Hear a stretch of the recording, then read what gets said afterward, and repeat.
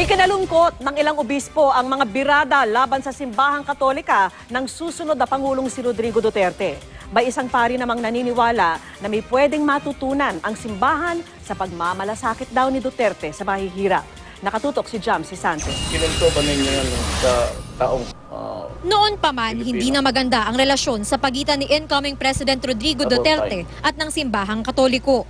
Pero nitong mga nakaraang araw, mas tumindi pa ang mga patotsyado ni Duterte laban sa simbahan. Alam ninyo na mahirap ang Pilipinas, walang tao, wala bang pinabay.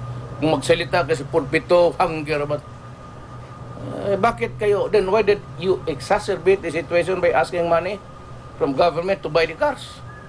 Or asking the cars for the cars itself? Hindi na kayo nahiya niyan.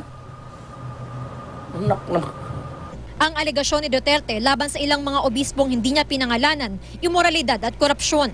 Nang hamunin siya ni Archbishop Emeritus Oscar Cruz na pangalanan ng mga ito. Kung ba nga tayo magbulan, Cruz? Huwag mo na akong bulahin. Dawa tayong bulero dito sa mundong to. Do not with me, Cruz.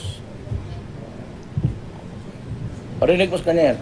Sa isang bansang karamihan ng mamamayan ay Katoliko, may mga nabibigla sa mga prangkang salitang binibitawan ni Duterte laban sa simbahan. Bilang Katoliko, syempre, ako doon, hindi ako sang-ayon doon. Dapat respeto siya. Hindi naman tama yun. Yung mga sinasabi niya na iba. Wala pang pahayag ang Catholic Bishops' Conference of the Philippines o CBCP sa mga pahayag ni Duterte. Pag-uusapan daw muna nila ang issue. Pero ang ilang obispo nalungkot daw sa mga sinabi ni Duterte. At nalulungkot, yes, dahil yung sinabi ay siyempre labag sa ating pananampalataya, kaya nakakalungkot. We are doing that actually in different dioceses.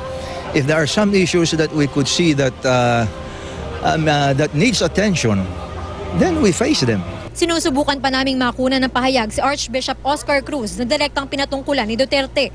Pero sa isang panayam, sinabi niyang maglabas ng ebidensya si Duterte laban sa mga sinasabi niyang tiwaling alagad ng simbahan. Tama po yun. Sana gawin niya.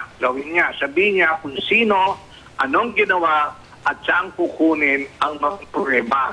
Sabi ng aktivistang madre na si Sister Mary John Mananzan, huwag naman daw sanang kondenahin ang buong institusyon. Even those who voted for him are a part of the Catholic Church. So you cannot just say the whole Catholic Church is hypocritical. Pero ang Jesuit priest na si Father Joel Tabora naniniwalang merong mahalagang mensahe si Duterte sa simbahang Katoliko. I think beyond the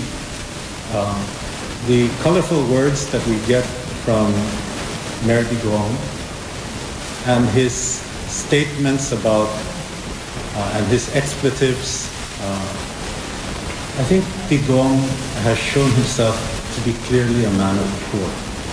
Jamsi Sante, Nakatutok, 24 Oras.